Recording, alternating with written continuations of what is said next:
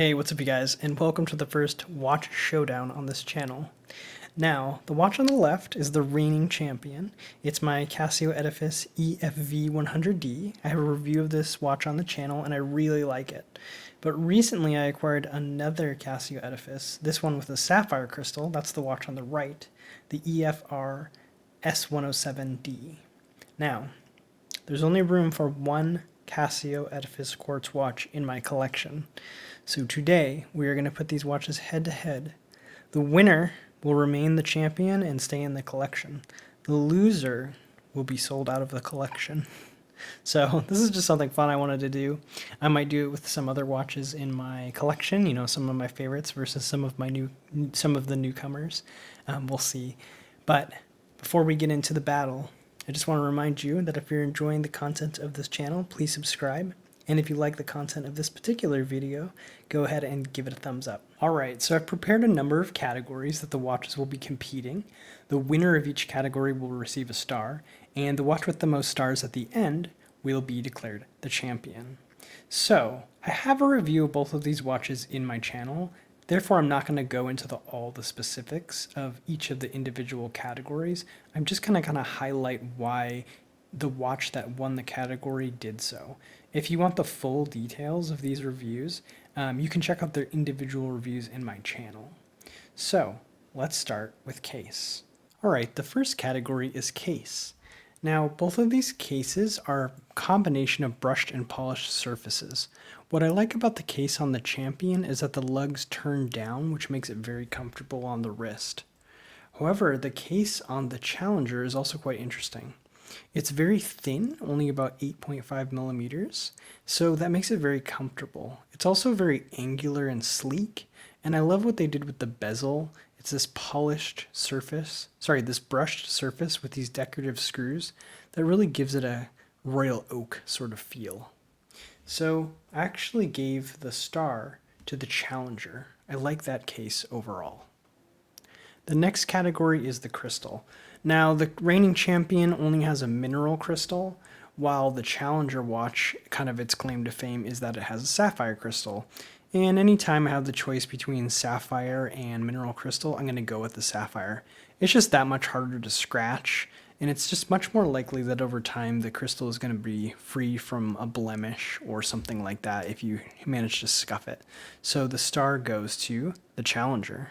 So the Challenger is off to an early 2-0 lead, which brings us to the next category, the dial. Now the dial on the Champion appears black in many lights, but as you can see, actually has a dark gray sunburst effect that's very dynamic and will play in different lighting conditions. Not to be outdone, the dial on the Challenger is also quite interesting. It also appears black in many lighting conditions, but when the light hits it just right, you can see it has almost like a wood grain pattern on the dial, which is very interesting. I haven't really seen anything like that. So they both have dynamic dials. However, I found that overall the dial on the Champion is just more interesting because of that sunburst effect. It looks different in many different lights, whereas the Challenger mostly looks either black or that wood grain pattern. So because of the dynamic nature of the Champion's dial, I actually gave a star to that watch. So that brings us to the next category, the handset. And both these watches do something that I'm pretty impressed with at this price point. The hands on both of these watches are beveled, so you can see the light can catch just half of the minute hand there, it's catching half of it. And if I turn it the other way, you can see that the light will catch the other half. So it makes these hands play really well in the light and catch light in lots of interesting ways. And they actually did that on both these watches, so I can't really make that the determining factor. But I do like the arrow for the hour hand on this watch is pretty interesting and unique. They did a good job on the handset for the Challenger as well. They used green kind of as a motif throughout the watch. It's represented on the second hand, the sapphire on the dial, and then also the 3, 6, 9, and 12 indices featured that same green. So I like what they did there. And the handset is legible and interesting. However, I just found myself really drawn to the hour hand being that big arrow, and I prefer this handset overall just because of that fun detail on the current reigning champion watch. So I went ahead and gave it a star for that category. So that brings us to the indices. Now they also did a good job on both these watches with the indices. They have multiple surfaces that catch light, which not only make them visually interesting, but it makes the watch easy to read. The Challenger has the additional detail of having the indices at 3, 6, 9, and 12 have a green side that matches the second hand, which I think is pretty fun. However, the indices are actually quite similar on both these watches, besides the green on the 4 indices on this watch. So I went ahead and gave this category a tie. So our next category is the Lume. While technically there is more Lume surface area on the Champion, because the hands and the indices are lumed, the Lume on both of these watches isn't bright, isn't very responsive, and doesn't stay charged very long. The Lume on the Challenger is only on the hands and not the indices themselves. However, I didn't really want to give a star here. You're not going to get either of these watches because you're going to be blown away by the Lume. The Lume is just probably the weakest point of these two watches, so I went ahead and gave this one a tie as well. That brings us on to the Bracelet. Now the bracelets on these watches are similar. They're both going to have hollow end links and a push deployant clasp with just a pressed metal piece here. There's 2 micro positions on the current Champion, and there's actually 3 micro positions on the Challenger, which is nice because that 3rd micro position can be the difference between getting a good fit and not getting a good fit. The other difference is that the Challenger's bracelet is mostly brushed with just small sections of high polish, whereas the Champion's bracelet has fully polished middle links. I'm not really a fan of these fully polished middle links on this watch or any watch in general. I prefer when they use more subtle hints of the polish on the bracelets or just do a bracelet that is all brushed. So because of that, I'm actually going to give a star to the Challenger because I like the more brushed bracelet and the 3 micro positions versus the 2 of the Champion. So that brings us to the movement. Now both of these watches are going to be powered by Casio modules and feature a date complication. They're both accurate to about plus or minus 20 seconds a month, and they're both going to have a battery life of 3 years. Based on the fact that the movements in these watches are very comparable, I went ahead and gave this category a tie. Next we have water resistance. Now both these watches have 100 meters of water resistance, but the Challenger only has a push-pull crown. The Champion features 100 meters of water resistance and also has a screw-down crown. Now technically, the Challenger will still have 100 meters of water resist when the crown is fully pushed in, but the screw-down feature on a watch just gives you that additional comfort that if you are in a water situation, the crown won't accidentally get pushed out, and then there could be a breach of water into the case.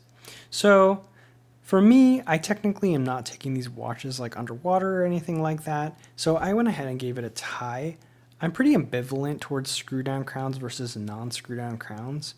They both have their pros and cons, but for me, I'll kind of take it or leave it, so I made it a tie. But if it's important for you to have a screw-down crown, you're going to want to go with the reigning Champion.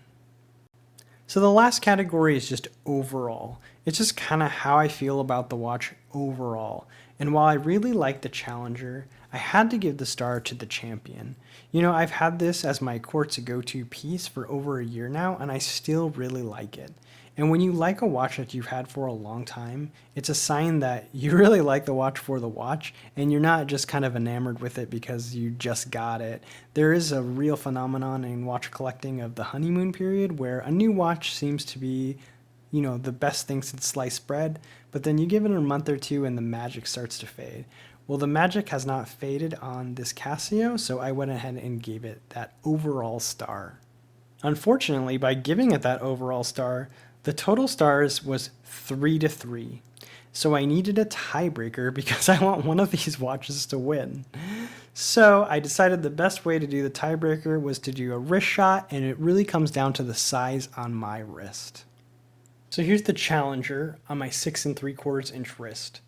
It's about 41 millimeters in case diameter and about 48 millimeters lug to lug. So you can see it fits my wrist rather well, and this is going to be a sweet spot for both larger and smaller wrists.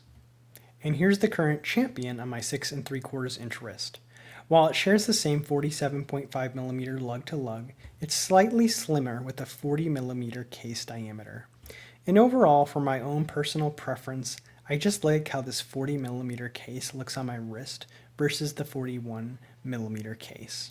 So despite being tied 3 stars to 3 stars, I'm going to go ahead and declare the champion remains the champion and dethrones the challenger, the Casio Edifice Sapphire.